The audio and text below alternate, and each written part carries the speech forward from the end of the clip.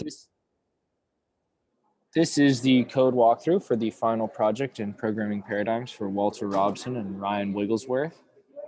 So this is our server that we made, the Job Center Finder. And it finds job centers. We already did a video of walking through how the front end code works. But so this is our HTML here, and this is the HTML that actually presents that front end to us. This is really easy. We just got most of it from Bootstrap. Did a little bit of editing.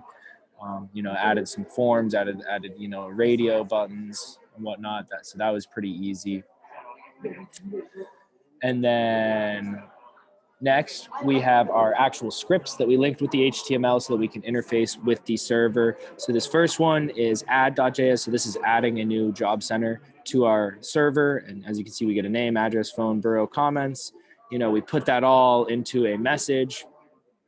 And then we send that message. Here's the message with the name, borough, address, phone number, name, comments, and then we send that as the message body. And then we update a response to get success. This next one is the reset.js. Very simple, just a request to the reset endpoint and updating whether or not it worked. This one, search.js, right? We get a search term. We also see whether or not we're getting the name or the borough. And so that's why we have update response versus update response list, is because if you search by borough, we need to print out a list, versus if you search by name, we're just printing out one. So that's pretty easy, just to request a dictionary and then the search term.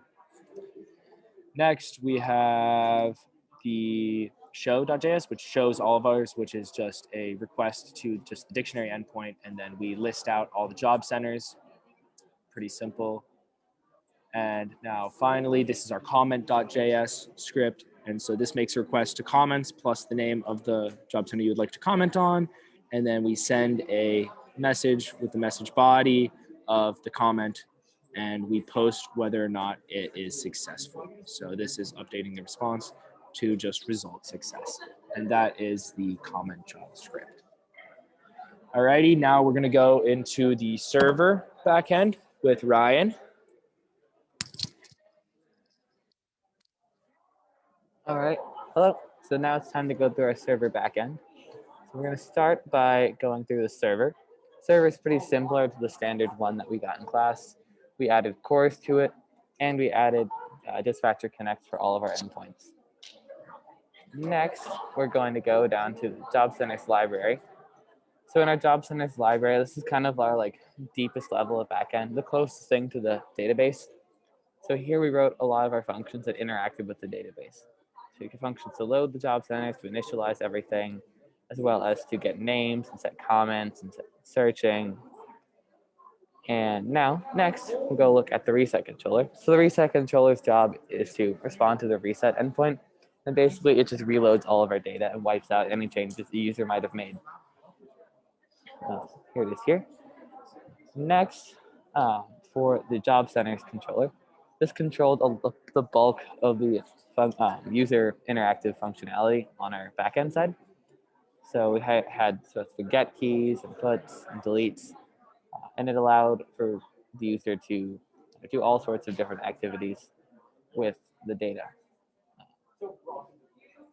Next, we have the comments controller. The comments controller was similar to the job centers controller, but it focused on just the comments endpoint. So it would allow the user to add comments to any of the job center posts they wanted to. And last, I'm only going to show one of them, but here's our one of our tests. So we wrote tests for almost every function that allowed you to just make sure the function did what we thought it was going to do. This is really useful for debugging before we had our front end ready to use.